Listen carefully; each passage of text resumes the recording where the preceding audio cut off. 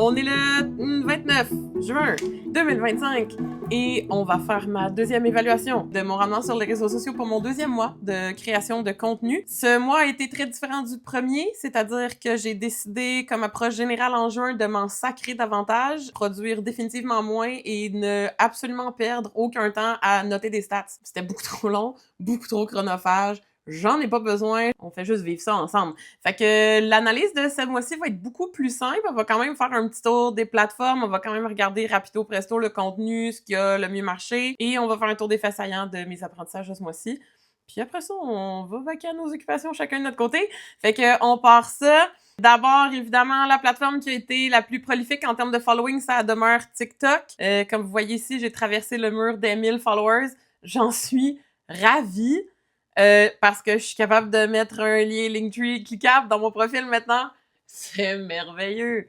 Je suis vraiment reconnaissante. Pour moi, il y a du monde qui célèbre des 10 000 puis des 100 000. Puis moi, un 1000 followers, j'ai jamais eu ça pour un compte privé de ma vie. Je pense qu'il y a plusieurs plateformes, si je les avais laissées aller puis si j'avais pas fait des ménages d'abonnés, probablement que je me serais rendue à 1000. Mais là, c'est comme mon premier 1000 on purpose. Merci à tout le monde qui follow. Continuez de le faire. Je vais continuer de faire mon possible pour vous rendre heureux.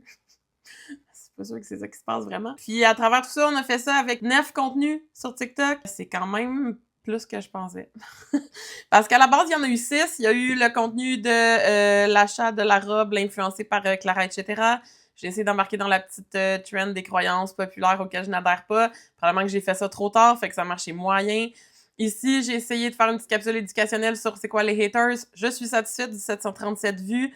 On avait besoin d'avoir cette discussion-là. D'ailleurs, si vous l'avez pas vu, vous irez faire un tour. Après ça, j'ai sorti... Ça, c'était pour me gâter, là, mais j'ai sorti un top 10 de mes meilleurs commentaires que j'ai eu pendant mon premier mois. Après ça, j'ai fait ma capsule sur l'analyse du contenu de millions de vues de Gabrielle Isokolaar sur sa méditation. Ce qui m'amène tout de suite à traverser du côté d'Instagram, parce qu'en fait, c'est le contenu que j'ai fait qui a eu le plus de vues ce mois-ci.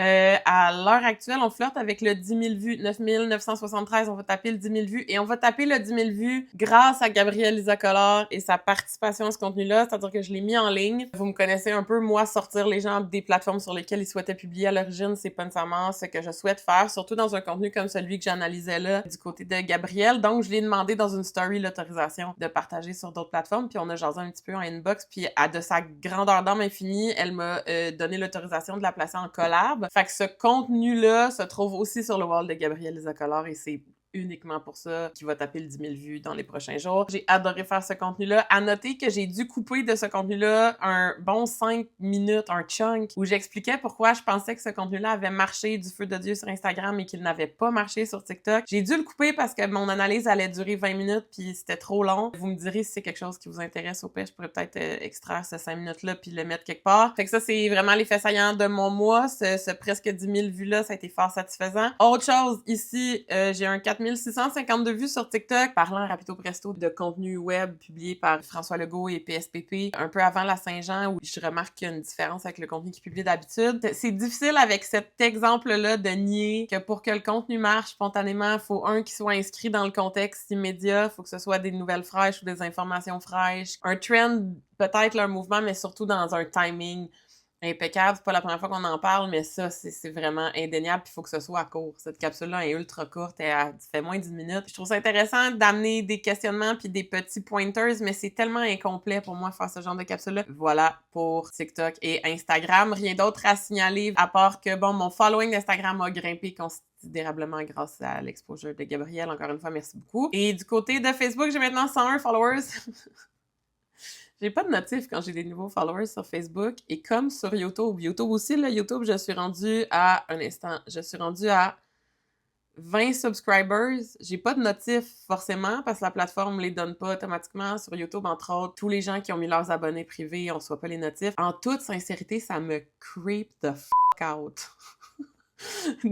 D'avoir des followers que je sais pas c'est qui. Mais je vais apprendre à vivre avec. Je voulais juste vous dire que j'étais très excitée d'avoir 101 followers sur Facebook. Mais les 20 followers sur YouTube. C'est tellement difficile d'accumuler des followers sur YouTube. J'en ai 20. Je sais que le dernier, c'est un de mes anciens étudiants. Je le salue. Ça me touche tout le temps un nouveau follower sur YouTube, même si je le sais pas c'est qui. Sur 20, il y en a comme 5 que je sais leur identité. Les autres, je sais pas. Dites-moi dans les commentaires si c'est vous. Je veux savoir si c'est vous dans les followers.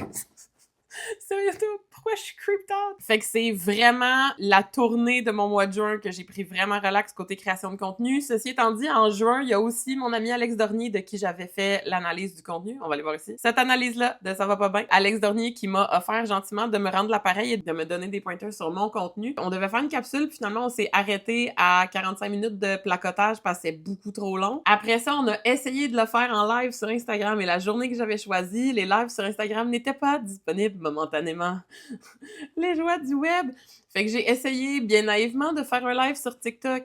Panique, hein? J'avais jamais fait ça, un live sur TikTok, et je ne savais pas à quel point c'était facile de faire des lives où n'importe qui littéralement peut se joindre. Je trouve l'interface profondément pas intuitive. Si vous êtes dispo pour me donner un crash course sur comment faire un live sur TikTok sans qu'il y ait plein de monde qui vienne te dire salut de Dubaï, je serais preneuse. On n'a finalement pas fait de capsule autour de ces commentaires, mais je peux quand même vous résumer parce que vous allez les voir apparaître dans mon contenu à partir de ce contenu-ci et dans les contenus subséquents parce qu'il y avait plein de bons pointers. Entre autres, revoir mon branding qui est un peu visuellement envahissant. Peut-être laisser tomber mon mot-clic, pas besoin d'être parfait parce que ce brand-là ne va jamais pogner. Même en nommant mon hashtag, je suis même pas capable de le dire moi-même, comme hashtag PB... pas besoin d'être... Pas besoin... PBDEP... Absolument pas intuitif, personne ne va jamais utiliser ça, fait que je vais laisser ça comme nom de chaîne parce que j'aime bien ça, mais je vais le dropper de mon branding général un peu partout. Il m'a aussi suggéré d'éteindre mes lumières de plafond, comme vous voyez, je l'ai fait, éteindre mes lumières de plafond puis plutôt ouvrir mes petites lumières de côté télé pour qu'il y ait moins d'éléments visuels chargés. Ceci étant dit, j'ai oublié d'enlever ma machine à coudre cette fois-ci.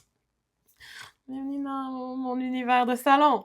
Puis, il m'a fait plein d'autres recommandations, revoir mes vignettes sur YouTube. Bref, il m'a dit d'épurer. Puis, il m'a aussi dit de m'assurer que le son des vidéos que j'analyse soit meilleur. Je l'ai appliqué à la vidéo de Gabrielle Lisa Collard parce que c'était relativement simple à faire, mais je vais voir comment techniquement je peux faire ça un peu plus tard. Fait que voilà, c'était un mois de juin très instructif. Je vais réviser beaucoup de choses, encore une fois, m'adapter. On va essayer de trouver un juste milieu entre le mois de mai puis le mois de juin en termes de quantité de contenu. Je travaille sur une planification de contenu, mais je veux pas que ce soit trop au quart de tour non plus parce que ça marche pas, je perds le momentum dans plusieurs choses. Fait que mon plan pour l'été, ça va être de trouver un juste milieu entre produire trop et trop calculer puis rien faire.